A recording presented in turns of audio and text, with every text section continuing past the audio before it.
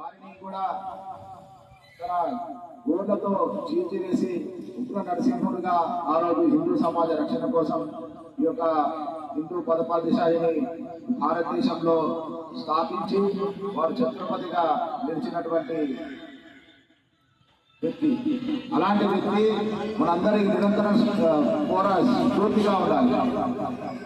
ఏ విధంగా అయితే జిజామాత శివాజీ యొక్క తల్లి పిల్లలకు రామాయణ మహాభారత ఇతిహాసాలను చెప్పినందుకు ఆ యొక్క శివాజీ యొక్క వీరుడుగా ఈరోజు మనం ముందుకు కనిపిస్తున్నాం. శివాజీ చిన్ననాటి 5 సంవత్సరాల వయసులోనే ఒక కసాయి ఆవును తీసుకొని పోతుంటే ఆ కసాయి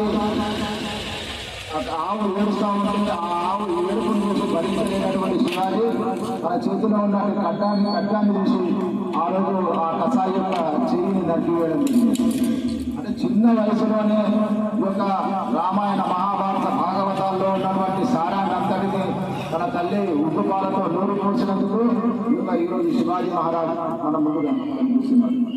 ఈరోజు మన విద్యా వ్యవస్థలో కూడా ఎన్నో మార్పులు చేసుకొని హిందూ సమాజ సంఘటన కోసం మన భారతదేశానికి ఏ విద్య అయితే అనుకూలంగా ఉంటుందో ఆ విద్యను మనం పిల్లలకు నేర్పించవలసిన అవసరం ఉంటుంది.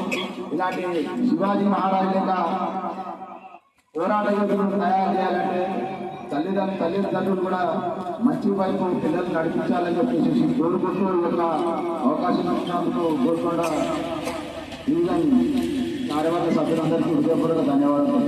భారత్ మాతాకి ఛత్రపతి శివాజీ మహారాజ్ కి, ఛత్రపతి శివాజీ మహారాజ్ కి జై భవానీ.